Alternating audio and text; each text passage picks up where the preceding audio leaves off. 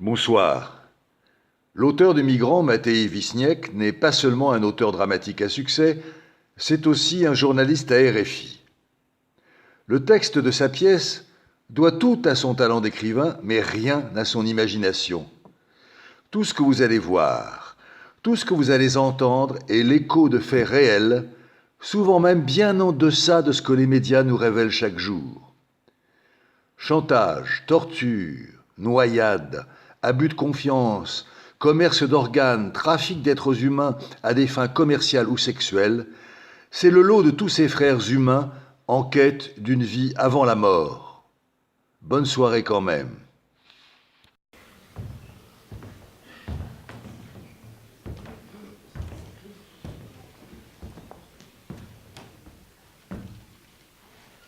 Montrez-moi vos téléphones portables.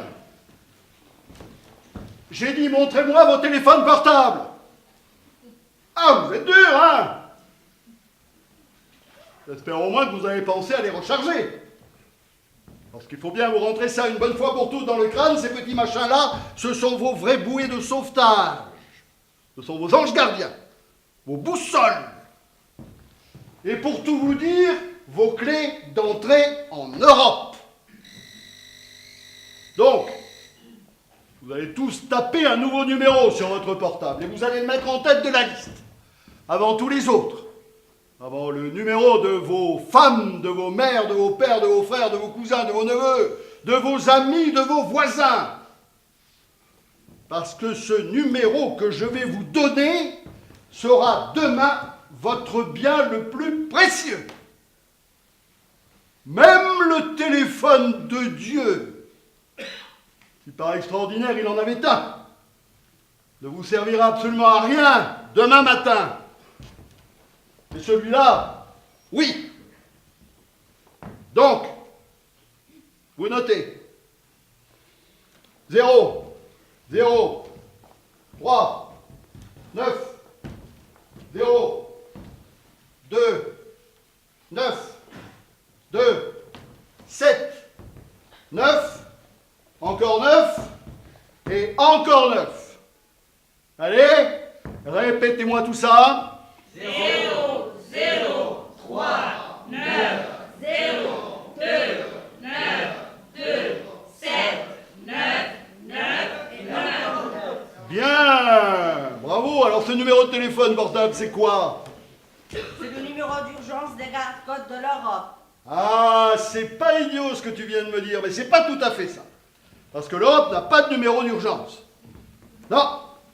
Ça, c'est le numéro d'urgence de l'île de Lampedusa. Parce que demain, vous serez à Lampedusa. Et moi, je vous laisserai à 2 km des côtes. C'est entendu? Oui, chef. Bien. Et vous, à ce moment-là, eh bien, vous utiliserez votre numéro, votre portable, pour appeler les gardes-côtes pour qu'ils viennent vous chercher et qu'ils vous amènent sur la terre ferme. Et là, vous commencerez une nouvelle vie. Est-ce que c'est bien compris? Oui, chef. Bien. Donc, comprenez bien que votre téléphone portable, il faut le protéger. Vous allez déjà commencer par l'éteindre, histoire d'économiser les batteries. Et ça, c'est vrai pour tout le monde. Vous éteignez vos téléphones portables. Tous. Et ensuite, vous allez les glisser dans les petits sacs en plastique que je vous ai donnés pour les protéger de l'eau. Cette nuit, tout ce que vous avez à faire, c'est de rester tranquille et de protéger votre téléphone portable. C'est votre bien le plus précieux que la prunelle de vos yeux. Si le diable vient cette nuit, vient vous tenter et vous dit « Tu me donnes quoi, moi? Hein? Tu me donnes quoi pour que je te laisse en vie? Tu me donnes un œil ou tu me donnes ton téléphone portable ?» Si le diable vient vous trouver et vous dites ça, vous dites quoi? On lui donne un œil. Bravo. T'es intelligent, toi. Tu viens d'où? Je viens d'Érythrée. D'Érythrée. Ah. Et tu t'appelles comment? Eliou. Bravo, monsieur Eliou, d'Érythrée. C'est bien.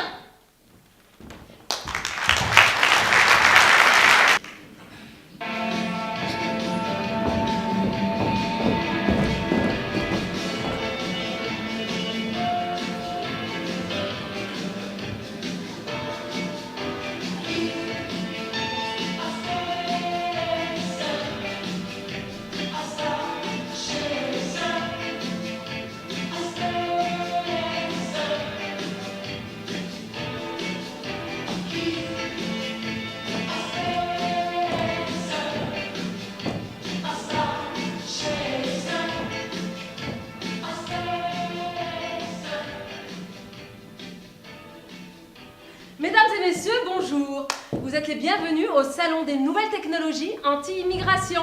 Nous vous présentons aujourd'hui le détecteur de battement de cœur. Le détecteur de battement de cœur est sans doute 1000 fois plus efficace que le détecteur de chaleur humaine. Parce que le détecteur de chaleur confond parfois la chaleur humaine avec la chaleur animale. Voire avec la chaleur émise par certains produits de fermentation. Tandis que le détecteur de battement de cœur, il est uniquement programmé sur la fréquence biologique humaine et indique sans faille la présence d'un clandestin dans un rayon de 10 mètres. Le détecteur de battement de cœur est ultra léger, facilement maniable, Rechargeable. Et pliable. Quant à son design, je vous laisse juger par vous-même. Il ressemble beaucoup à un club de golf. Et quand on l'a dans les mains, on s'accroche immédiatement, sensoriellement parlant, à la noblesse de ses matériaux. Céramique, Acier inoxydable. Bois d'acajou. Au chapitre performance, il suffit de faire un tour complet de votre camion pour vous assurer en moins de 3 minutes qu'il n'y a pas de passagers clandestins à bord. Tout intrus dans votre cave, dans votre grenier, Dans votre garage ou votre jardin. ou même dans votre appartement est démasqué en moins de 2. mais attention! Attention de ne pas diriger les capteurs vers vous-même! Parce qu'alors, ce sont vos propres battements de cœur qui vont s'afficher sur le cadran. Alors ne soyez pas maladroit ou même... N'appelez pas la police. Les gardes-côtes. Parce que vous avez mal orienté le détecteur et que vous vous êtes détecté vous-même. Le détecteur de battement de cœur est doté d'une mémoire extrêmement puissante et d'une sensibilité comparable au sismographe parasismique. Si par exemple dans votre camion se trouvent 5 immigrés, eh bien vont s'afficher sur le cadran 5 représentations graphiques de l'activité électrique de leurs cœurs respectifs. Si vous avez 10 ou 20 clandestins à l'intérieur, le détecteur signale une sorte d'avalanche sismique et l'ordinateur incorporé indique avec une marge d'erreur négligeable le chiffre correspondant au nombre de cœurs détectés. Faisons une expérience.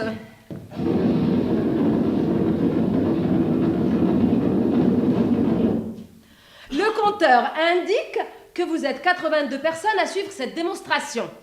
Permettez-nous maintenant de vous compter manuellement.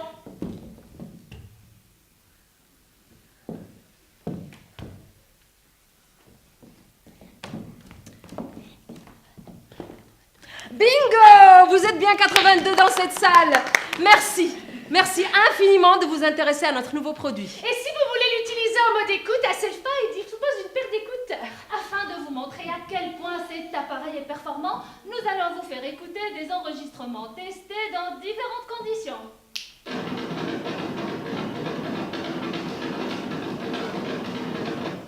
Ceux-ci sont les battements de cœur de toute une famille afghane.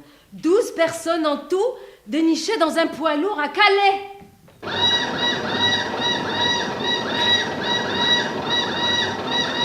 Ceux-là sont les battements de cœur d'une soixantaine d'illégaux sri-lankais, pakistanais et somalis, arrivés à la frontière hongroise le jour même où les autorités de Budapest avaient décidé d'installer des barbelés afin d'empêcher tout nouvel accès sur leur territoire. Vous saisissez la finesse de l'enregistrement. On dirait un bouquet de cris aigus, voire saignants.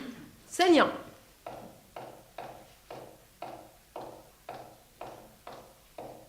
Ici, c'est plus délicat. Vous n'allez jamais deviner ce que c'est. Ce sont les battements de cœur d'un enfant de 4 ans, au moment où son père le fait passer par un trou pratiqué dans les barbelés, à la frontière de la Macédoine avec la Serbie. Vous remarquez la précision absolue du signal. Et on dirait une petite bille de métal qui rebondit sur le carrelage.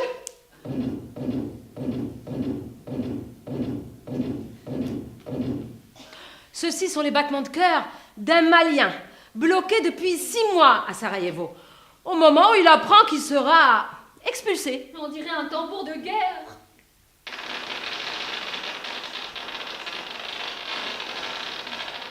Là, on dirait un vrai tsunami. Eh bien, ce sont les battements de cœur d'une centaine de Syriens et d'Irakiens dont le bateau vient de toucher la terre ferme sur l'île de Lesbos. On dirait un feu d'artifice, n'est-ce pas?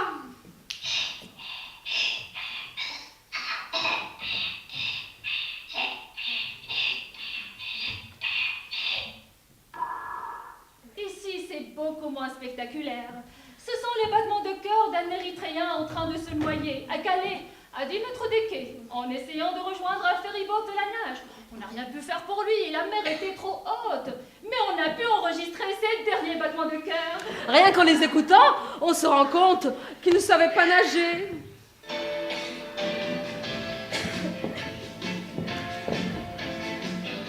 Concernant le prix de notre produit, je vous assure qu'il est tout à fait abordable. Et en plus, vous pouvez le payer en 2, Ou 3 fois, sans frais. sans frais.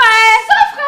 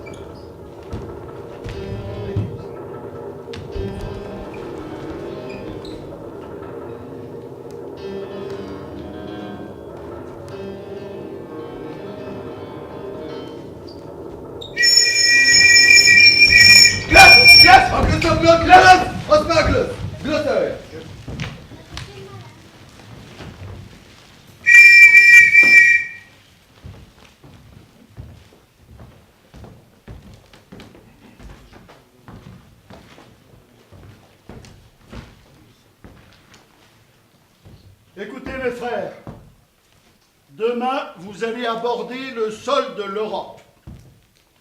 Vous allez enfin voir à quoi ressemblent vos rêves.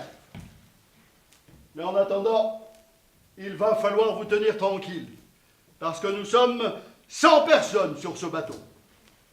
Alors cette nuit, il faudra se comporter comme si on était un seul homme. Personne n'a le droit de se tenir debout. Personne n'a le droit de se tenir debout. Celui qui panique, celui qui se met à crier, celui qui se met debout, je lui fends le crâne. Avec ça, d'un coup, sans hésiter, comme ça.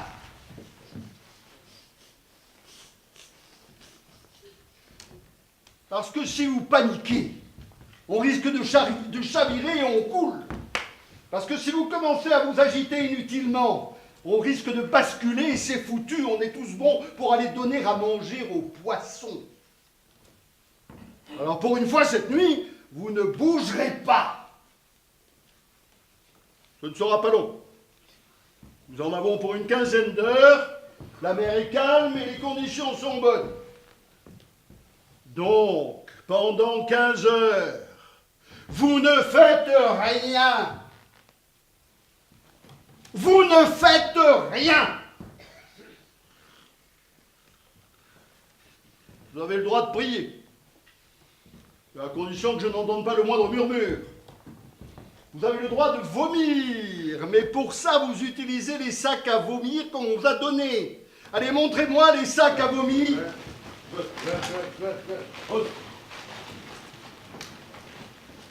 Bien. Bon. Maintenant que ceux qui n'ont jamais pris la mer lèvent la main. Ah, tout de même. J'espère que vous avez au moins appris à nager, hein. Eh oui, d'accord. Et montrez-moi alors ceux qui ne savent pas nager, que ceux qui ne savent pas nager lèvent la main. Eh ben oui, c'est bien ce que je craignais. Bon, ben écoutez, c'est pas grave. J'apprendrai peut-être à nager demain.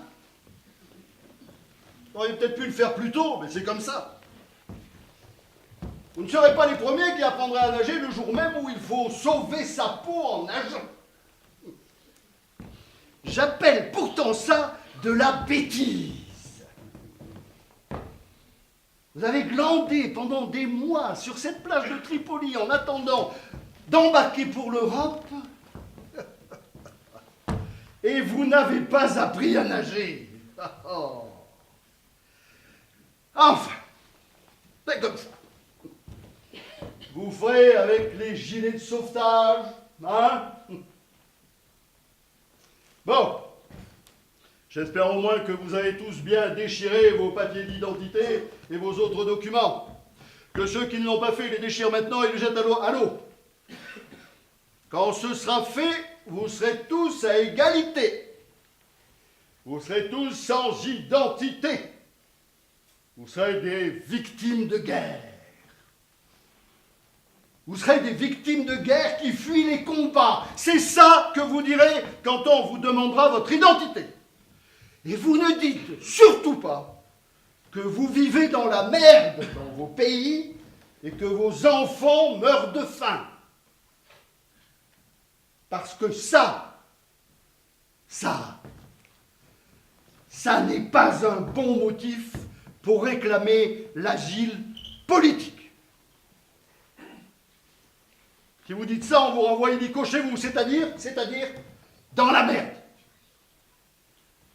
Vous dites que vous regagnez l'Europe pour fuir les combats.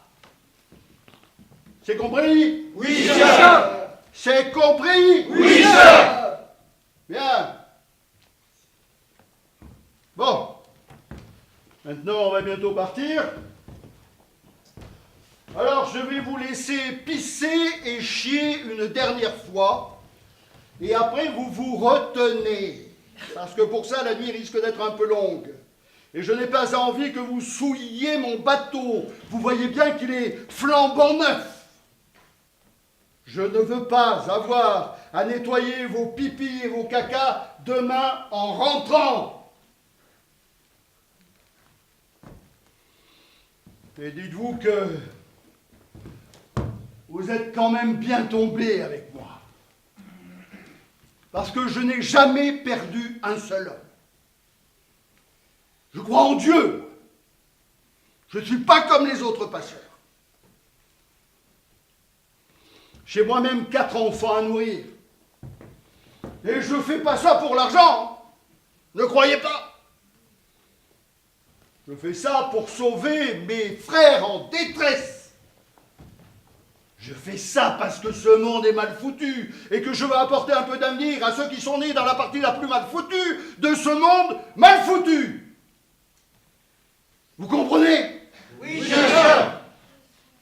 Bien. Alors, on y va? Oui, chef. On y va? Oui, chef. Bien, alors à partir de maintenant, tout le monde la ferme. On ne laisse parler que le vent et la mer. Priez pour que les vagues soient douces cette nuit. Ça peut aider.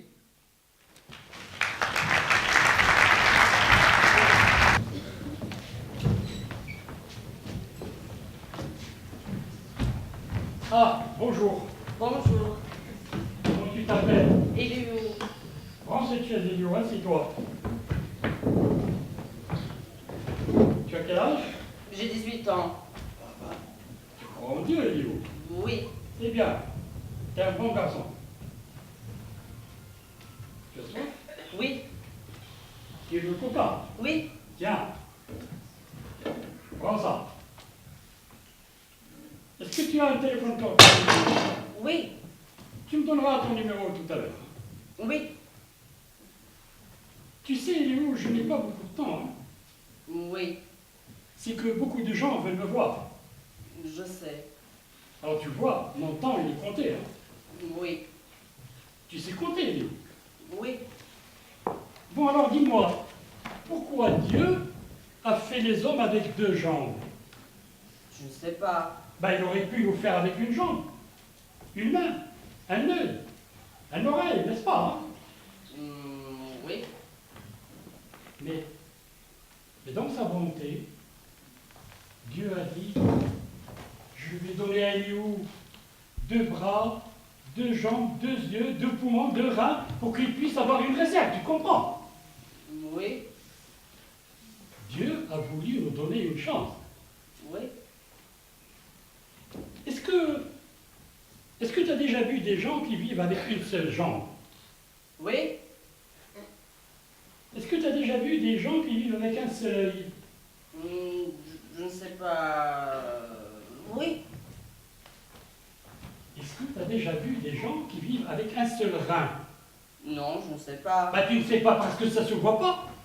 Mais c'est comme lorsqu'on a une seule jambe, hein. On peut vivre toute une vie avec une seule jambe ou un seul rein. C'est Dieu qui nous a voulu comme ça. Pas pour le cœur, il a dit non, c'est pas possible de leur en donner 2. Et pour le foie, il a dit ça ne marchera pas non plus. Mais les reins, hein. Les reins, Dieu a dit, je vais en donner 2 à Léo pour qu'il puisse avoir un capital. Tu sais ce que c'est qu'un capital? Non, C'est une grosse somme d'argent. Et ceux qui ont un capital peuvent réussir, peuvent se lancer dans la vie. Et toi, Léo, tu veux réussir, n'est-ce pas? oui, Et tu vas aller où? en Angleterre. Mais tu ne sais pas nager, Léo.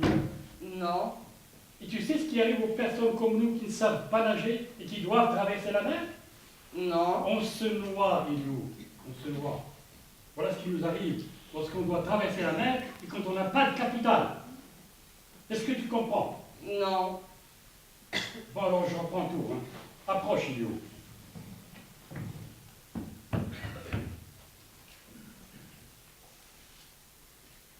Est-ce que tu reconnais cette ville?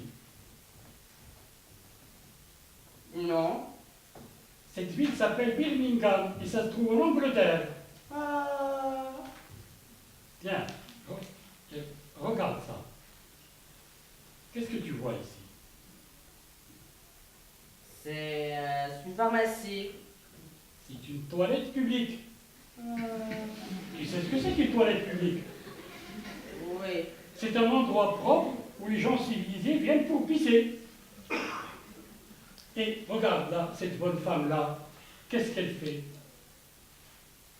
je ne sais pas. Elle encaisse de l'argent, il est où? Dans cette toilette publique, il faut payer pour pisser.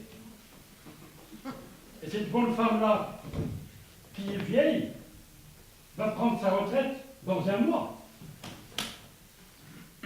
Et toi, il est où? Tu pourrais prendre sa place.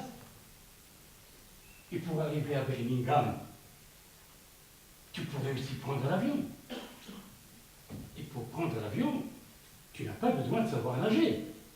Alors, au lieu d'aller avec tes camarades vers la Macédoine, vers la Serbie, vers je ne sais où, moi je pourrais te mettre dans un avion, hein, si tu veux. Mais est-ce que tu veux? Oui, Et tu vas me payer tout ça une fois arrivé là-bas. Car maintenant, tu es riche. Tu as un capital. quelle capitale? Mais la grosse somme que Dieu t'a donnée. Quelle somme? Mais je parle de tes reins, il est où? T'en as 2, n'est-ce pas? Or, ton 2e rein, c'est ton capital. Est-ce que tu comprends? Oui, T'as encore soif? oui. Tiens, prends notre coca.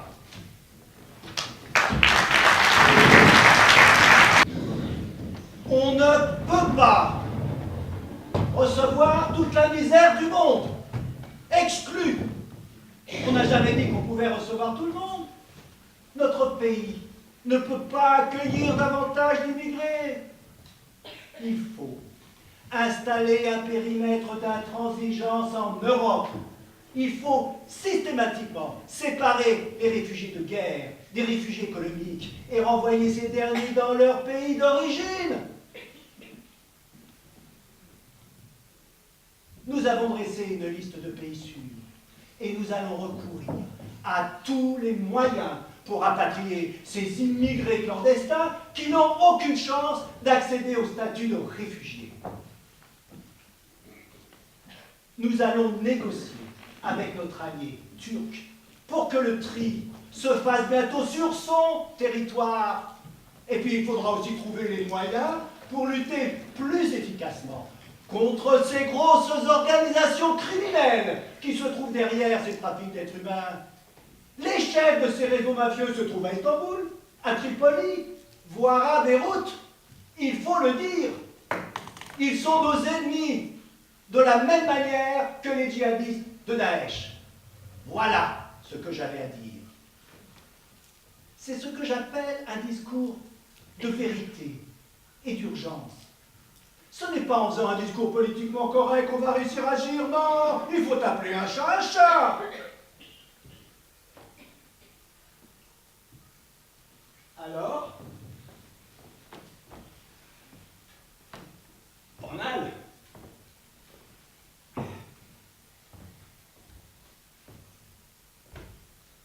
Bon. Écoutez, Monsieur le Président, pour appeler un chat, comme vous dites, ce n'est pas parce que vous voulez vous débarrasser de votre bon vieux côté politiquement correct que vous devez devenir politiquement incorrect.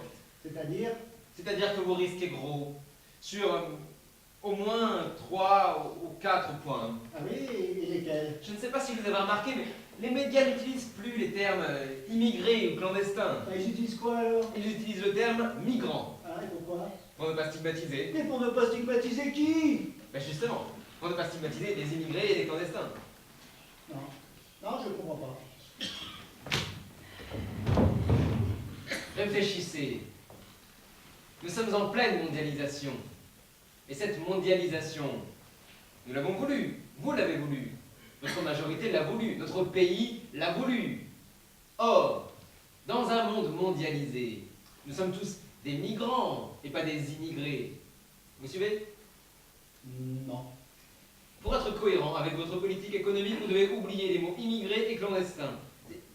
Un immigré, c'est quelqu'un qui vient d'ailleurs, traverse une frontière et s'installe sur un nouveau territoire où il devra respecter les coutumes, les règles, les lois locales. Bref, il quitte un endroit appelé chez lui et s'installe sur un autre endroit où il n'est pas chez lui. D'accord? Oui. Or, un migrant est chez lui partout, sur toute la planète. Dans un monde mondialisé, on bouge, on migre, on est migrant. On a le droit d'aller où on veut, quand on veut. Et du coup, un migrant ne tombe plus sous l'obligation de respecter quoi que ce soit, puisqu'il se considère citoyen du monde. Et c'est ça que veut la mondialisation. Nous avons mondialisé l'économie. On a libéré la circulation des idées, des capitaux, des marchandises, des services. Dès lors, pourquoi ne pas reconnaître le droit des gens de circuler librement? Ah, parce que... Moi, je vous signale simplement cette contradiction, après vous faites ce que vous voulez. Eh bien, justement. Donc, pour ne rien risquer, je vous conseille d'utiliser le terme migrant. Parce que c'est politiquement correct. Parce que c'est politiquement correct. Donc, pour les 4 premières phrases, voilà ce que je vous propose. Vous notez? Notez.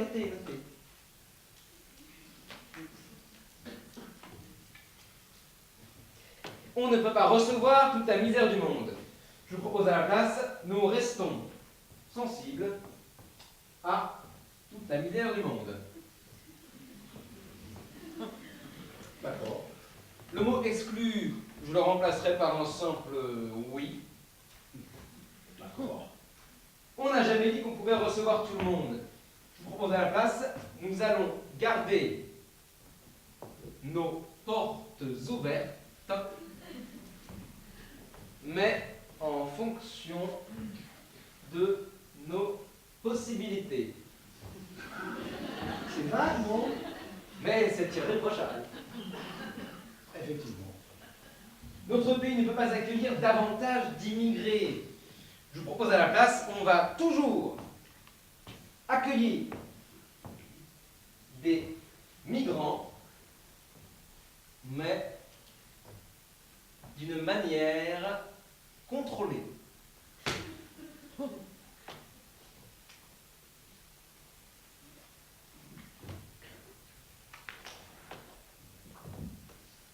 Putain! Quoi? Putain, vous êtes fort! Merci, Monsieur le Président. Vous auriez dû faire de la politique, vous! Mais c'est justement ce que je fais, Monsieur le Président.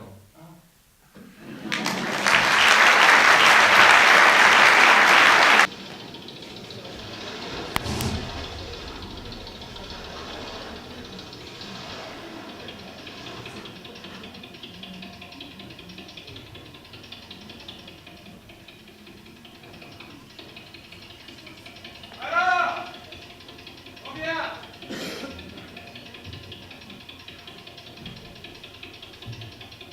113. 114. Bon. Pas facile, moi, compter encore une fois. Oh.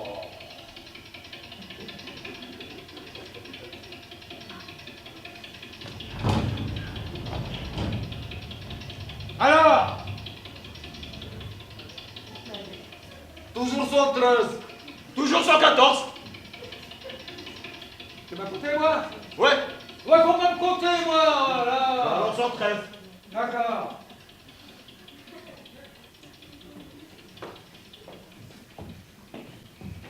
Bien.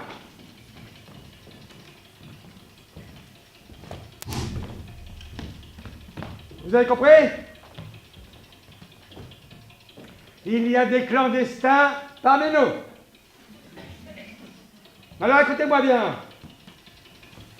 Moi je ne fais que mon travail. Je ne veux de mal à personne. Je ne hais personne. Je crois en Dieu. Mais j'aime pas qu'on se foute de ma gueule. Fahed. Ouais. Est-ce que tu penses que je suis clair? Ah oui, chef.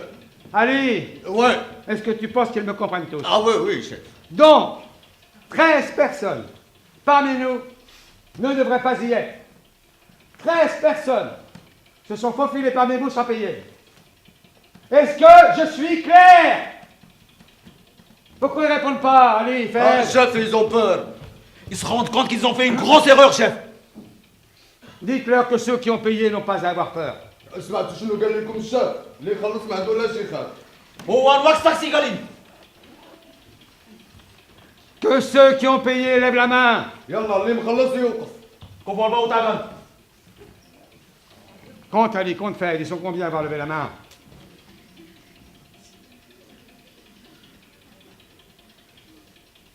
Alors? Toujours 113, chef. Toujours 113. C'est pas bien, ça. Pas normal. Écoutez-moi bien. On risque tous de couler. Vous comprenez ça?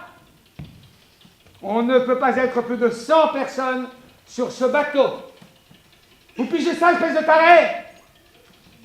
On est trop nombreux sur ce putain de bateau. Et on risque tous de crever à cause de 13 putains de tarés qui se sont faufilés parmi vous. Fahed, Ali, dites-leur qu'ils vont tous mourir. سمعتوا شنو قال لكم الشاب اذا بقينا على هذه الحاره غادي نموتوش بها ها Demandez loin des malins. Tu leur as dit? Ouais, chef. Tu leur as dit? Ouais. Alors? Bah alors, rien, chef, c'est pas moi de quoi faire. Ils ont tous peur et ils prient. Ils prient? Oui, oui, chef, il prie. Et que ceux qui sont montés clandestinement se mettent debout. Que ceux qui sont montés clandestinement se mettent debout. Tout de suite. ويلا واللي ما مخلص واللي سالي تيبقى. كفوا الباو تاعنا. Oh, écoutez, ça sert à rien de prier. Dieu peut faire beaucoup de choses, mais sauf faire tourner un moteur, hein. Et on ne peut pas continuer à avancer comme ça, justement, parce qu'on n'avance pas. Le moteur est en train de se noyer. Et Dieu n'est pas un mécanicien. Vous comprenez? Dieu n'est pas un mécanicien. Et encore moins un bidon d'essence. Et on risque d'épuiser notre essence plutôt que prévu, parce que nous sommes trop lourds.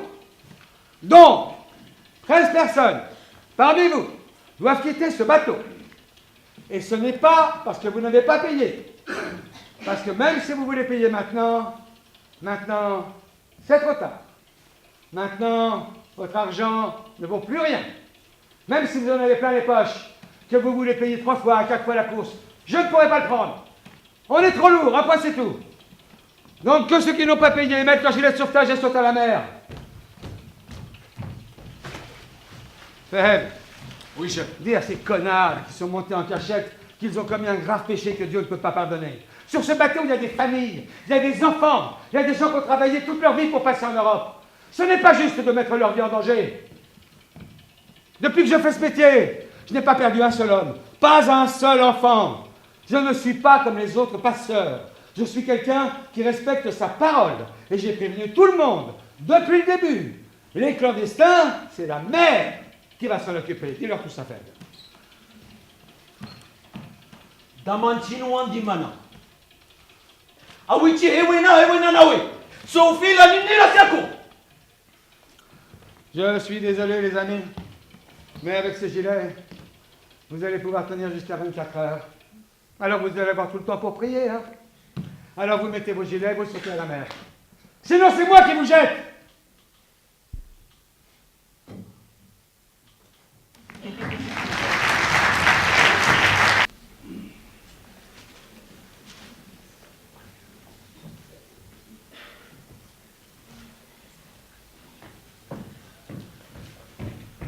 Bonjour. Bonjour, Elio. Alors, comment ça va? Ça va?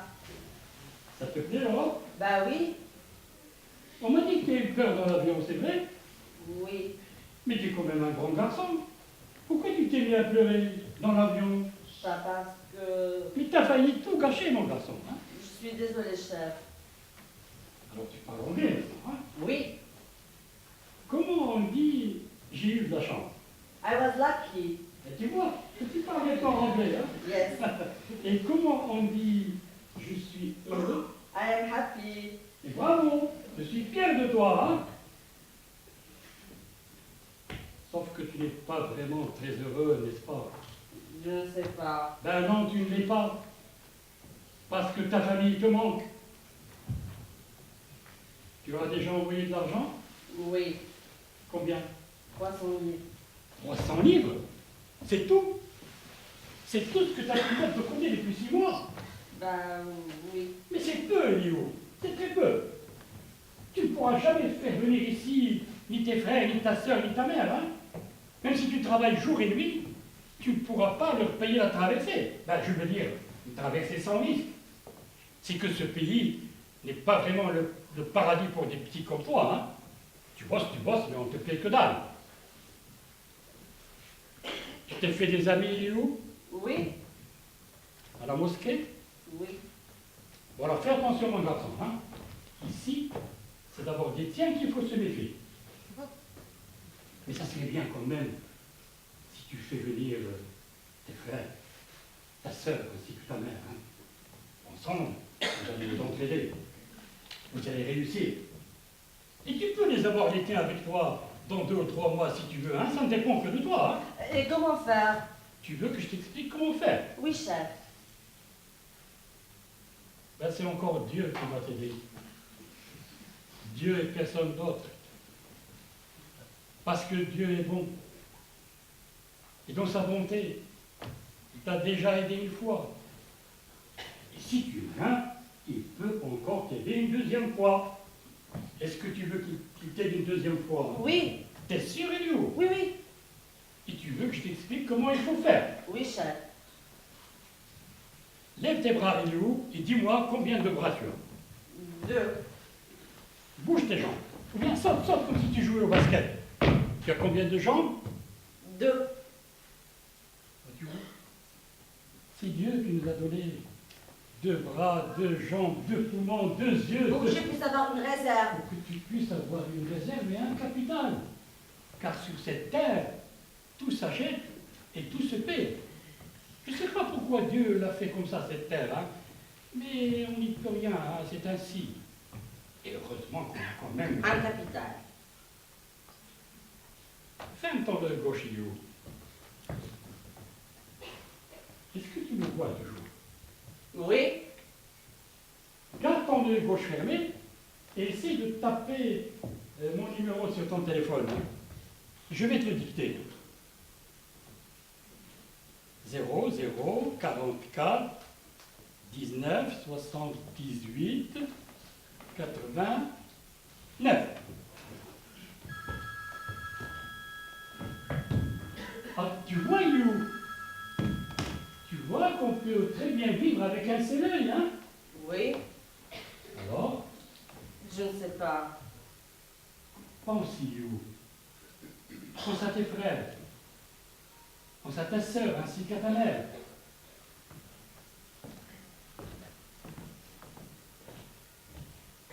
Il y a ici, à la surface de tes yeux, une petite tranche de gélatine.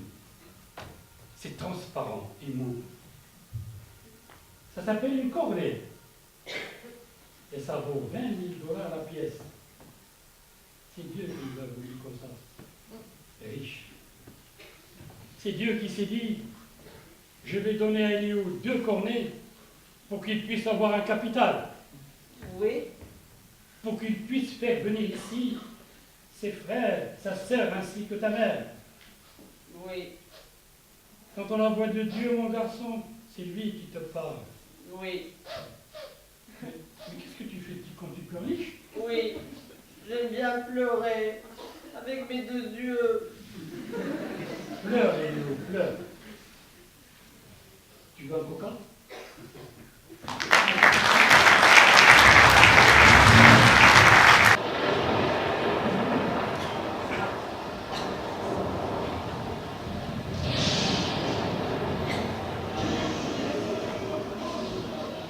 Ali! Ali! Allez, chef! Dis à ces connards qui s'agitent dans la cale de se calmer. Oui, chef, mais quand... Je ne peux plus les entendre crier. Chef, ce qu'on coule quand même. On coule parce qu'ils font du tapage.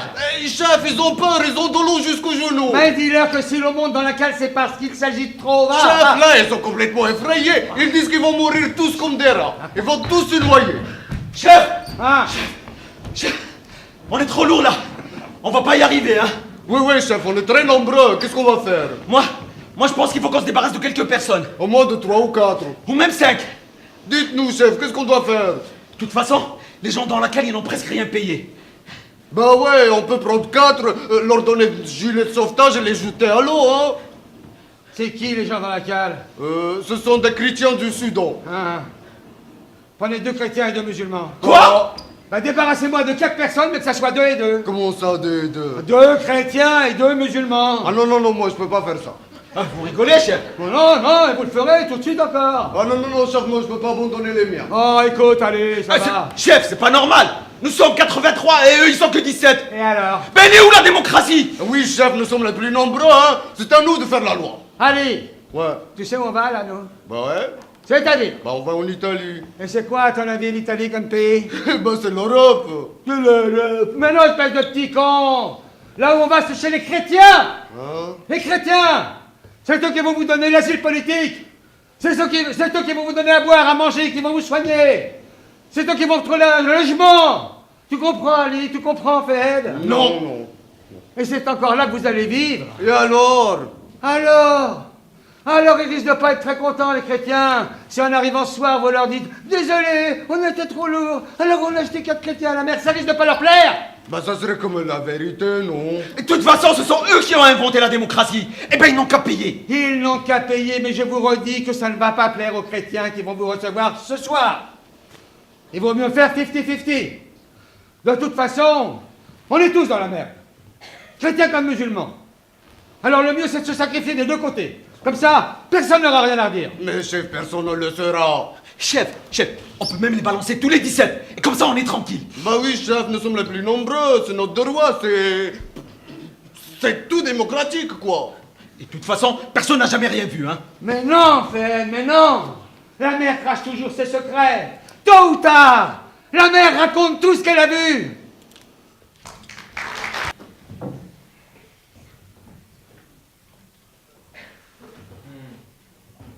Il faut installer un périmètre d'intransigeance en Europe.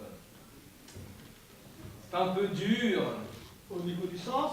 Non, plutôt au niveau de la construction de la phrase. On dirait un coup de hache. Or, vous pouvez dire la même chose, mais avec une touche d'émotion. Ça pourrait se dire par exemple comme ça. Nous n'allons jamais abandonner nos convictions humanistes. Et c'est le moment de les défendre avec encore plus d'intransigeance. C'est pas un peu le contraire de ce que je veux dire? Ah, un peu, oui. Mais très peu, très peu. De toute façon, Monsieur le Président, l'important, c'est de jouer un peu sur la corde de l'émotion. La mondialisation médiatique est avant tout émotionnelle. Vous vous enflammez un peu en recourant au mot humanisme, ça ne peut pas faire de mal. Humanisme? Mais c'est un concept un peu vieillot, ça, non?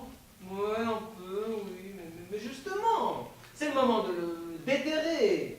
D'autant qu'il atténue le choc de la phrase suivante, dont je pense qu'il faut la garder telle qu'elle et pour laquelle je vous félicite. Ah, alors, je peux dire, il faut systématiquement séparer les réfugiés de guerre des réfugiés économiques et renvoyer ces derniers dans leur pays d'origine. Oui, juridiquement, la phrase est correcte, et comme la mesure sera impossible à mettre en pratique, elle est aussi politiquement correcte.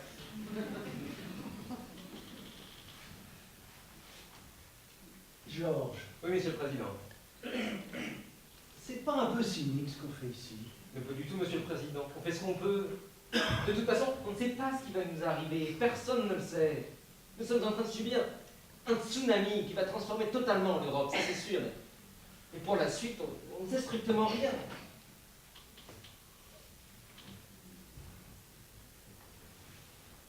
Nous avons dressé une liste de pays sûrs et nous allons recourir à tous les moyens pour rapatrier les immigrés clandestins qui n'ont aucune chance d'accéder au statut de réfugiés. Ça, je le garde. Non, non, non, non, c'est ridicule. Ça fait un énorme lieu commun dans l'économie du discours. Non, non, dorénavant, il faut vraiment, vraiment éviter toute expression du type il faut tout essayer, on va tout faire, on va mobiliser tous les moyens. Non, c'est le genre de syntagme que l'électeur ne digère plus.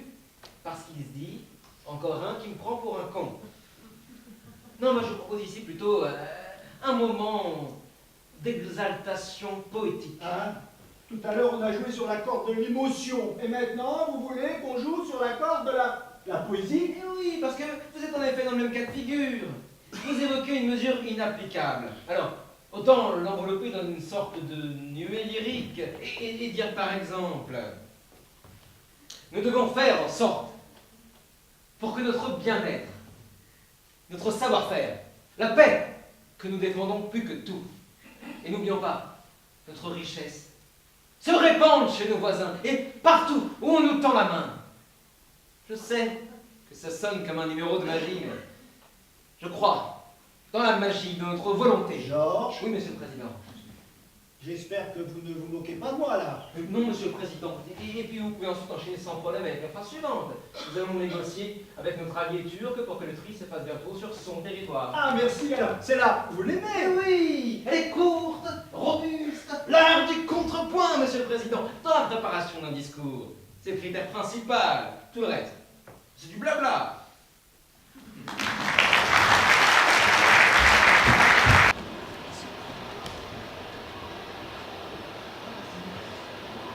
Ah ah ah ah ah. Les amis, je crois que le moment de vous mouiller un peu est arrivé. Regardez, voyez la côte grecque là, juste en face de vous. Alors quoi? Je vous dis adieu et bonne chance. Quelques derniers conseils, cependant, avant d'aborder les côtes de l'Europe. Dès que vous êtes à 200 ou 300 mètres de la côte, détachez le moteur et laissez-le couler. Comme ça, vous êtes sûr que personne ne vous renverra avec le même bateau en Turquie. Et dès que vous êtes proche de la côte, criez aussi fort que vous pourrez Allahu Akbar. Ça alertera les gardes-côtes et ils sauront qu'il y a un nouvel arrivage. Et à ce moment-là, vous en profitez pour sauter à l'eau et nager jusqu'à la côte. Parce que c'est beaucoup mieux si vous êtes sauvé en pleine mer. On va vous diriger vers un hotspot pour enregistrer vos empreintes et vos noms. Là, vous pouvez dire tout ce que vous voulez.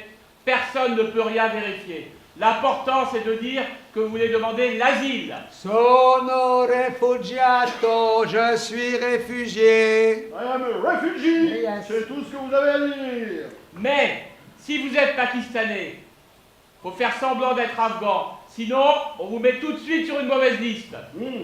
Et si vous êtes algérien ou marocain, il faut essayer de vous faire passer pour des Syriens ou des Irakiens. Par contre, si vous êtes kurde de Turquie, dites que vous êtes syrien. Sinon, ils vous renverront dans votre cher pays. Ouais. Alors, bon, pour les Africains, on ne sait pas trop quoi vous dire. Ouais, Hein. Le mieux, c'est d'essayer de passer pour des Somalis. Ouais, c'est bien ça. Des Ouais. Érythréens, Ouais. ou même des Soudanais. Ouais, oui. Alors, par contre, ceux qui veulent aller en Allemagne, hein, nous vous conseillons, avant de passer la frontière, enfiler un t-shirt à l'effigie d'Angela Merkel. Ça peut aider. Oui. Alors, pour ceux que ça intéresse, sachez que nous vendons ces t-shirts, ici même, pour 5 $ pièce. Et en plus, ça peut vous servir quand vous arrivez en Allemagne, vous pourrez dire, c'est Madame Merkel qui m'a invité. Mais si vous allez au Danemark, attention, on va vous confisquer vos bijoux et votre argent liquide. Alors il vaut mieux se présenter à la frontière les mains vides.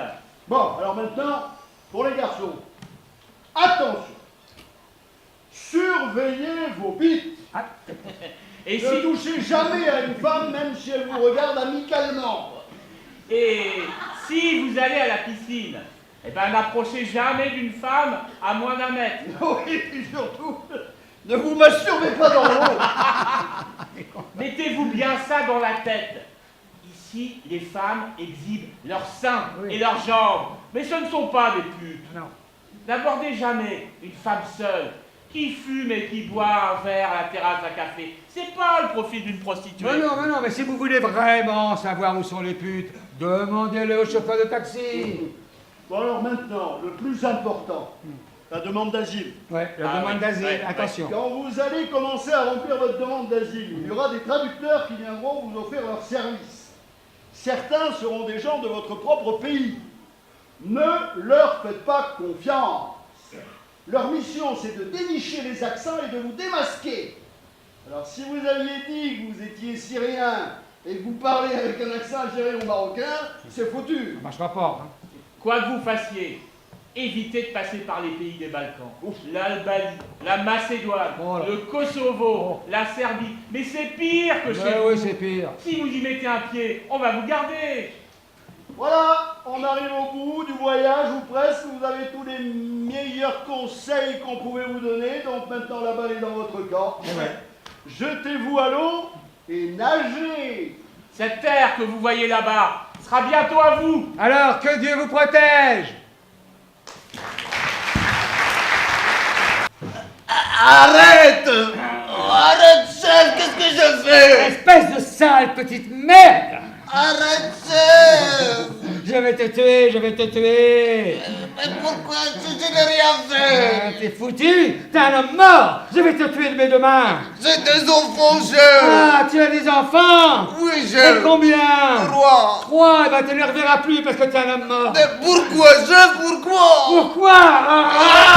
Pourquoi? Ah, tiens! Pourquoi? Tu as le kilo de me demander pourquoi? Les gilets de sauvetage. Ouais, je t'ai dit de les acheter. Quoi? Les gilets de sauvetage! Tu les as achetés où? Comme d'habitude! Comme d'habitude? T'as le kilo de me répondre que tu les as achetés comme d'habitude.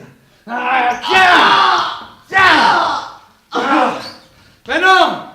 Tu les as pas achetés comme d'habitude!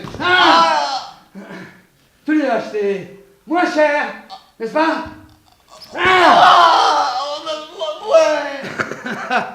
Et combien t'as gagné, allez?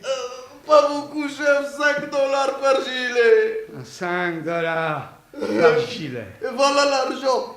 Voilà l'argent, je vous rends tout. 5 $ par gilet.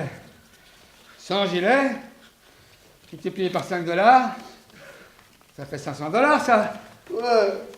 Regarde. Regarde ce que je vais faire avec tes dollars. Espèce de sale petite merde puante! Bouffe tes nez, t'es là! Pardon-moi, ça, je te mentirai plus! Non! Tu ne me mentiras plus! Parce que tu es un mort! Je ne mérite pas ça, chef! Tu ne mérites pas ça! Tu ne mérites pas ça! Et les enfants, à qui j'ai donné de faux gilets de sauvetage, ils méritaient ça à eux peut-être? Quoi? Tu ne le savais pas? Non. Que tes gilets de merde, que tu as acheté moins cher, étaient de faux gilets? Non! Tu ne le savais pas? Non! Et que les faux gilets ne flottent pas? Tu ne le savais pas? Non! Tiens! Et ben maintenant tu le sais!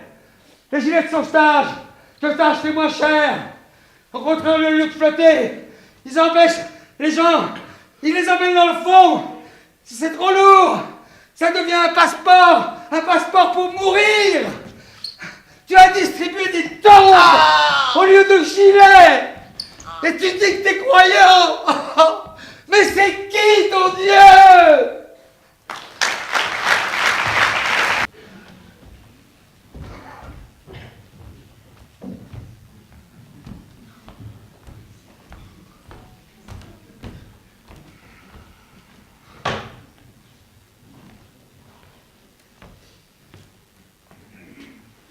Le fait que vous êtes là et que vous nous écoutez, cela veut dire que tout ce que nous allons vous dire vous intéresse. Nous aimons tous nos enfants.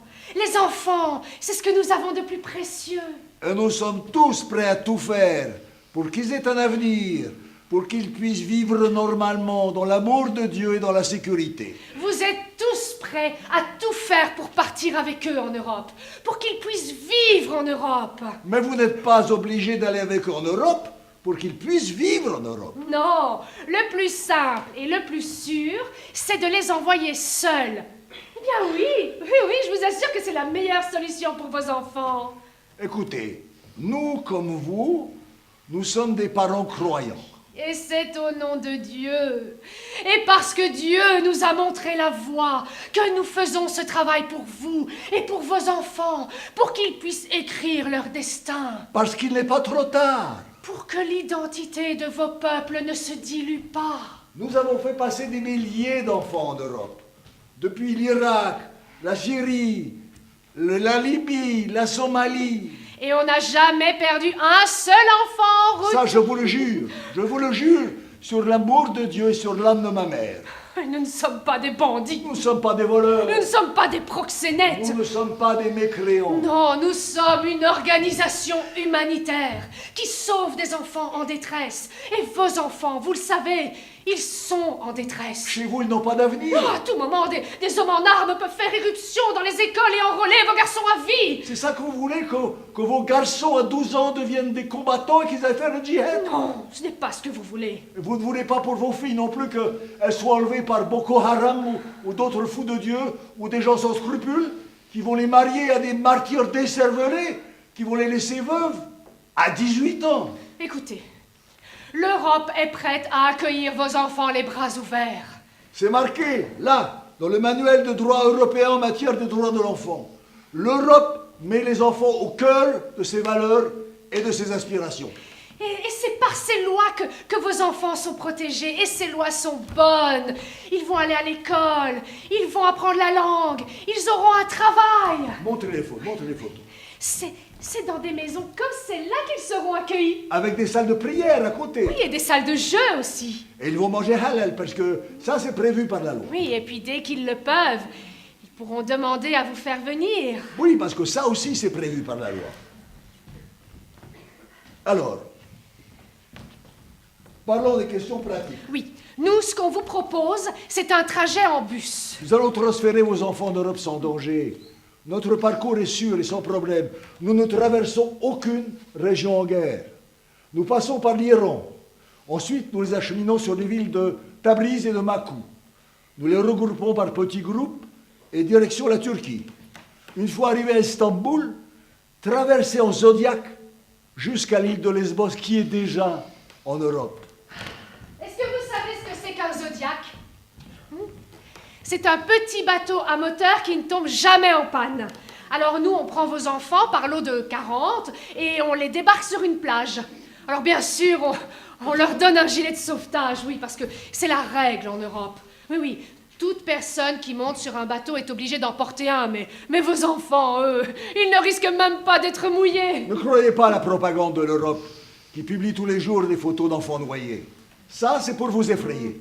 C'est pour vous empêcher de faire quoi que ce soit. C'est pour que vous continuez à vous terrer chez vous, les bras croisés au lieu d'agir.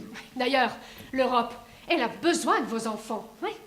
Là-bas, les hommes, ils sont tous vieux et ils ne procréent plus. Il paraît même que les testicules des hommes européens ont rétréci et que leur semence n'est pas bonne. Oui, oui, enfin ça, c'est une autre histoire. Parlons prix. Pour une prise en charge totale, la somme est de 3 500 à 4 000 euros, tout dépend de la région où vous habitez. Nous venons chercher votre enfant dans son village, dans votre village, et nous l'acheminons en Europe. Là-bas, nos hommes sur place vous tiendront au courant de ce qui va se passer. Mais sachez que jamais vous n'allez perdre le contact avec votre enfant. Ça, je vous le jure.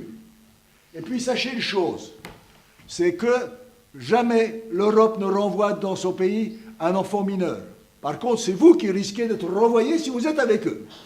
Alors, bon, si vous ne pouvez pas payer la somme complète, ce n'est pas grave, on s'arrange autrement. Un enfant à 12, 13 ou 14 ans, il peut travailler. Alors pour ça, on va les envoyer dans nos ateliers de textile en Turquie. Là-bas, il va travailler 8 heures par jour pendant 6 mois. Ce n'est pas bien grave, il sera nourri, logé et protégé, oui. Et avec l'argent gagné, il pourra se payer la traversée. Voilà. Alors nous, ce qu'on vous conseille, c'est qu'il demande asile, oui voilà, en Allemagne ou en Suède.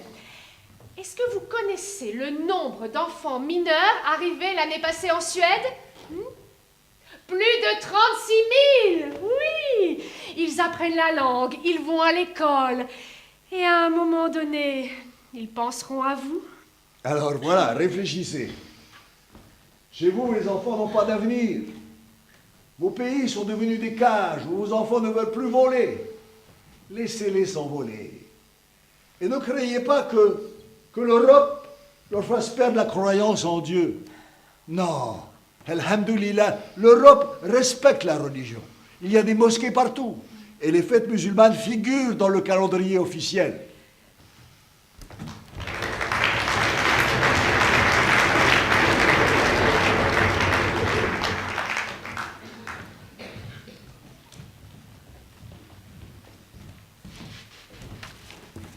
Bonsoir. L'agence de coordination policière Europol a révélé la disparition de plus de 10 000 enfants migrants durant les 2 dernières années. Il est à craindre qu'une majeure partie de ceux-ci soit désormais réduite en esclavage ou au commerce sexuel par des organisations criminelles.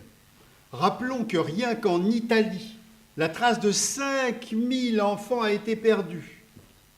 Le ministère de l'Intérieur britannique a justement annoncé jeudi qu'il étudierait l'accueil d'enfants seuls, éloignés de leur famille par les conflits. Sur le 1 million d'enfants, de migrants arrivés en Europe en 2015, 27% d'entre eux seraient des mineurs.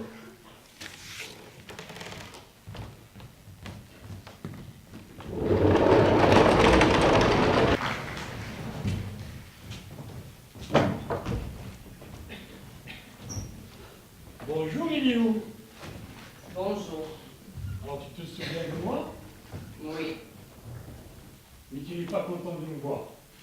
je ne sais pas. Tu vas bien, Liu? Je ne sais pas. Mais si, tu vas bien. Tu travailles, tu as toute ta famille avec toi. Tu es un bon fils, Liu. Oui, Et tu es aussi un bon frère. oui. Regarde-moi un peu, droit dans les yeux. C'est fou. On dirait qu'il n'y a pas de différence. Quelle différence? Entre ton œil gauche et ton œil droit, ils sont parfaitement pareils. Non, ils ne sont pas. Mais on ne remarque rien de l'extérieur. Mais je veux dire qu'ils sont parfaits tous les deux. Non, ils ne sont pas pareils. Peu importe, il est où. Même tes frères, ils n'ont rien remarqué, n'est-ce pas? Non, mais ma mère, si. Ben oui, ta mère, bien sûr, parce que c'est elle qui t'a dit au monde. C'est comme ça avec les mères. Elles ont toujours l'œil. Mais pour tes frères, rien n'a changé chez toi, hein? Non. Eliou, je veux te dire quelque chose. Ce que tu as fait pour ta famille se sait. C'est-à-dire? On t'aime et on te respecte parce que tu penses au tien et tu n'as pas oublié les souffrances des tiens. Non.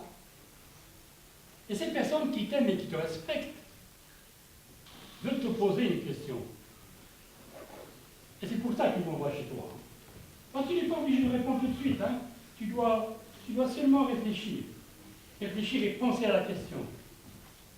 Penser à tes autres frères. À tes autres frères que tu ne connais même pas. Et qui restent ta famille. Ta grande famille.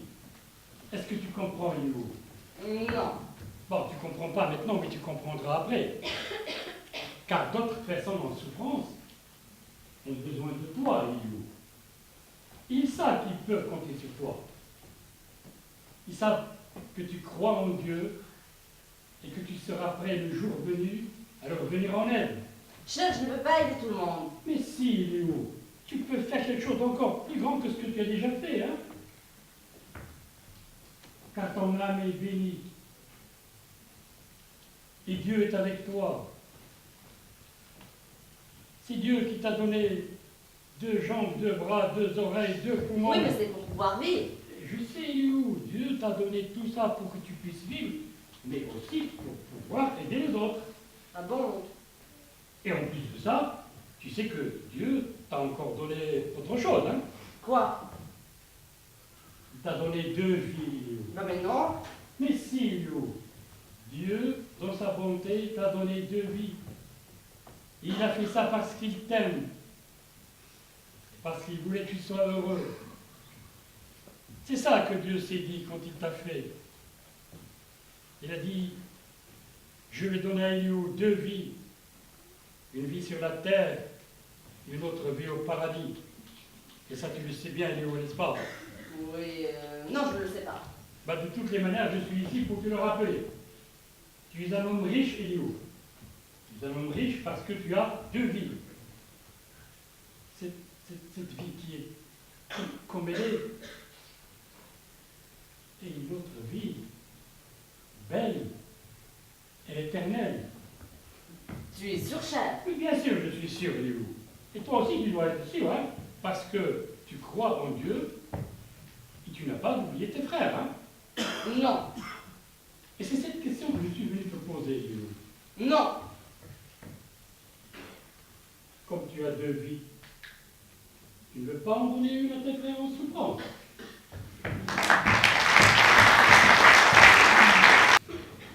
Et puis il faudra trouver des moyens pour lutter plus efficacement contre ces grosses organisations criminelles qui se trouvent derrière ces trafics d'êtres humains. Les chefs de ces réseaux mafieux se trouvent à Istanbul, à Tripoli, voire à Beyrouth, il faut le dire. Voilà. Ils sont nos ennemis, de la même manière que les djihadistes de Daesh. Oui. Voilà ce que j'avais à dire. C'est ce que j'appelle un discours de vérité et d'urgence. Ce n'est pas en faisant un discours politiquement correct qu'on va réussir à... Non. Il faut appeler un chat un chat. N'essayez plus de sortir du politiquement correct avec une pirouette sur le politiquement correct. D'accord, Georges? La pensée politiquement correcte, Monsieur le Président, c'est notre meilleure clôture contre le devoir d'agir. C'est notre système de barbelé mental qui nous permet de donner des leçons sans être obligé de trouver des solutions. D'accord, Georges. Donc, aussi longtemps que vous ne pouvez pas résoudre le problème de ce monde, restez politiquement correct. D'accord, Georges. Merci, Georges. Shakira! Shakira! Viens ici! Non, Shakira, sois pas farouche, tu sais que c'est pour ton bien. je ne veux pas partir à Istanbul. Mais Shakira, tu seras bien à Istanbul. Tu as des mains d'or. Tu vas travailler dans un salon de massage. Tu vas gagner ta vie. Dans 6 mois. Tu auras remboursé tes dettes. Et ensuite, tu partiras en Europe. C'est pas comme ça qu'on s'est entendu? Non. Oh. Allez, viens me faire un bisou. Non. Je vais te quitter tout de suite. Ah, maintenant, tu veux me quitter tout de suite? Oui. Bon, ben sache que tu vas me manquer. Je m'en fous. Tu veux une cigarette? Non. Pourquoi tu m'as vendu? Ben, je t'ai pas vendu. Tu es comme ma fille. Jamais je te vendrai. Alors pourquoi tu dis que je dois partir à Istanbul? Parce que j'ai une dette envers ce monsieur. Tu m'as vendu pour payer ta dette? Mais je t'ai pas vendu. Je t'ai prêté. Tu m'as prêté? Oui. Pour combien de temps? 6 mois. Pour 6 mois. Oui, Shakira, pour 6 mois. Après, je te reprends et je te fais passer en Allemagne. Non, c'est fini. Tu me reverras plus jamais. Tu peux pas partir comme ça. Si. Mais non. Parce que j'ai une dette d'honneur. Je ne peux pas faire autrement. Tu as une dette d'honneur. Et c'est à moi de payer ta dette d'honneur. Je t'ai perdu au poker. C'est sérieux là. Je ne peux pas faire autrement. Ce monsieur t'attend en bas. Tu pars avec lui, tu restes sage. Sinon ça retombe sur moi. Non. Tu peux pas partir comme ça. Mais si. Non.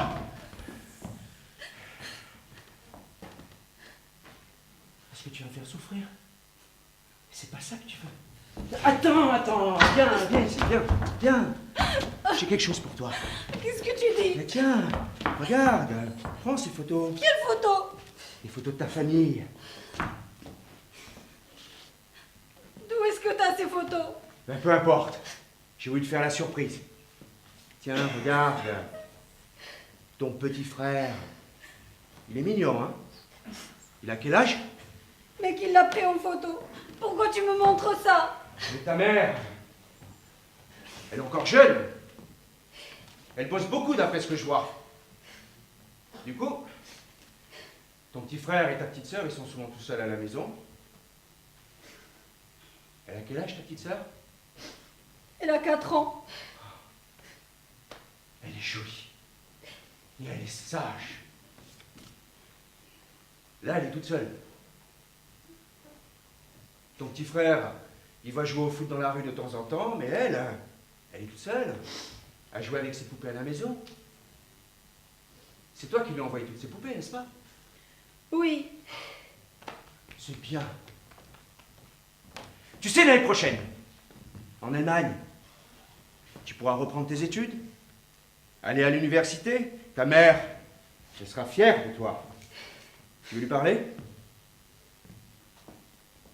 Elle doit être à la maison à cette heure-ci. Ça sonne. Tiens, parle. Maman? Dis-lui comme ça, je suis bien, maman. Je suis en bonne santé. Je vais aller travailler à Istanbul. Je suis bien, maman, je suis en bonne santé. Et maintenant, je vais travailler à Istanbul. La semaine prochaine, je vais t'envoyer un peu d'argent. Je veux que tu manques de rien. La semaine prochaine, je vais t'envoyer un peu d'argent. Je veux que tu ne manques de rien. Passe-moi mon petit frère. Je veux lui parler un peu. Passe-moi mon petit frère, je voudrais parler un peu avec lui. Ah ben voilà. Je vous laisse tranquillement. Ah, et surtout, dis-lui bien de faire bien attention quand il va jouer au foot dans la rue. Avec tous ces camions qui passent par là.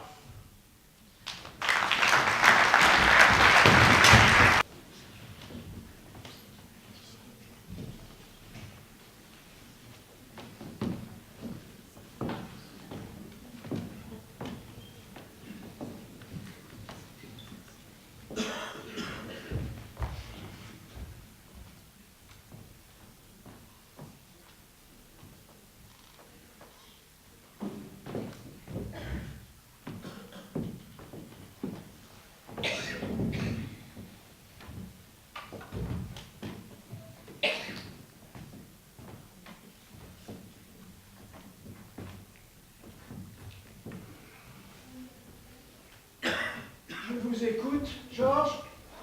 Ça peut tenir encore 4 ou 5 ans. C'est-à-dire?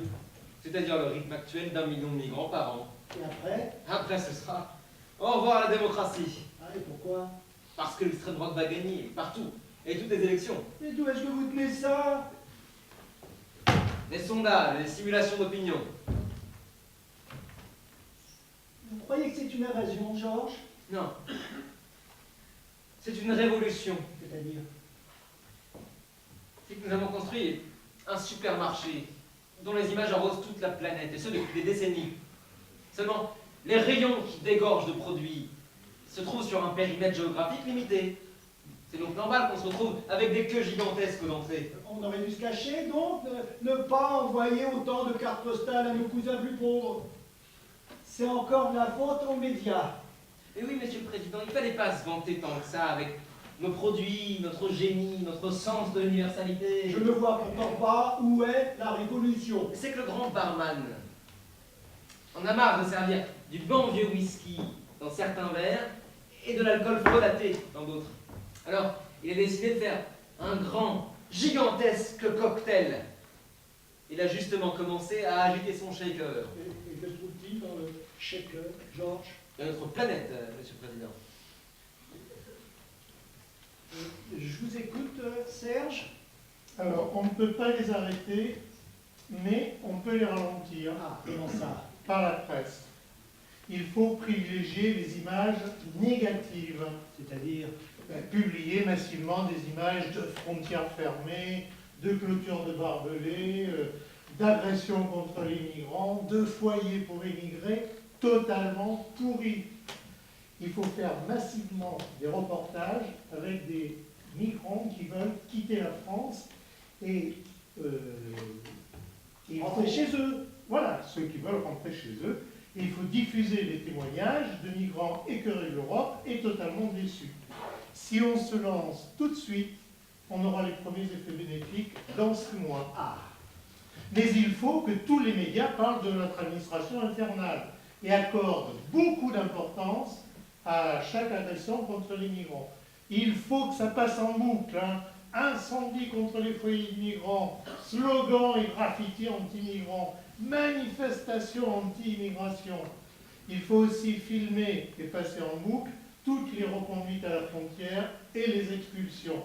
Et en cas de délit grave commis par un migrant, il faut que le procès soit retransmis en direct. Surtout les procès pour viol ou agression sexuelle. Ah, ça aura un effet rapide. D'après nos simulations, si on s'y met maintenant, le flux de migrants va reculer de moitié l'année prochaine. Comment faire ça, Serge? La presse est libre. On ne peut rien imposer. Oui, la presse est libre, Monsieur le Président, mais elle est régie par l'esprit de troupeau. Il suffit de donner le là. Ah oui, et on peut donner le là dans une démocratie? Mais nous sommes une démocratie effrayée, Monsieur le Président. Je vous écoute, Michel. Avec la ligne actuelle, vous n'avez aucune chance, Monsieur le Président. C'est-à-dire? C'est-à-dire que vous perdez, dans tous les cas de figure. Ah, et qui donne gagnant? C'est le parti anti-immigration. Le parti des effrayés? Oui. Et même si l'économie redémarre? L'enjeu n'est plus économique, mais identitaire. On a testé l'argument « les migrants, source du futur miracle économique ». Ça ne suscite aucun enthousiasme. Au contraire, ça amplifie la suspicion. Ça ne marche pas non plus, le scénario du bouleversement démocratique à long terme dans les pays d'origine des migrants. On a déjà, oui, Monsieur le Président, 20 000 jeunes issus de l'immigration, nés en Europe, qui sont allés faire le djihad. Personne ne croit que les enfants des nouveaux arrivants iront demain promouvoir la démocratie dans les pays de leurs parents. Personne.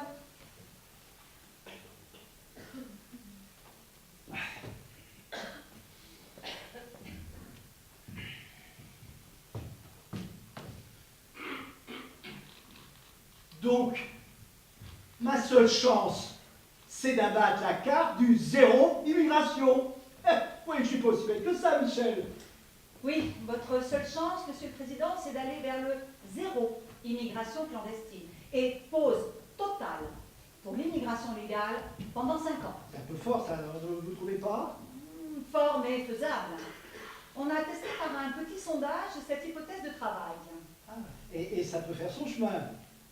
Ils ont bien mordu à l'idée. Ça peut marcher. Bien. Yallah. Je viens d'Érythrée et j'ai un doute. Je viens du Yémen. Je viens du Syrie. Je viens du Mali et j'ai un doute. Je viens de Libye. Je viens du Soudan. Et nous avons tous un doute. C'est qu'on n'est pas sûr. Mais on n'est pas sûr du tout. Mais pas du tout, du tout, du tout. On n'est pas sûr d'avoir une vie avant la mort. Mais vraiment, vraiment, on n'est pas sûr de ça. Et c'est pour ça qu'on veut vivre pleinement, maintenant. Ou au moins essayer d'en profiter un peu. Et c'est pour ça qu'on vient chez vous. Et c'est pour ça qu'on va continuer à venir chez vous. On va continuer à venir chez vous. Nous sommes poussés par une force qui nous dépasse. Mais vraiment, vraiment, vous ne voulez pas vous déranger. Mais c'est plus fort que nous. On va continuer à crever, à se noyer en traversant la mer. Mais on va continuer à venir. Donc, n'ayez pas peur. Si on avait été sûr qu'avant la mort, il y a une vie, On serait resté chez nous.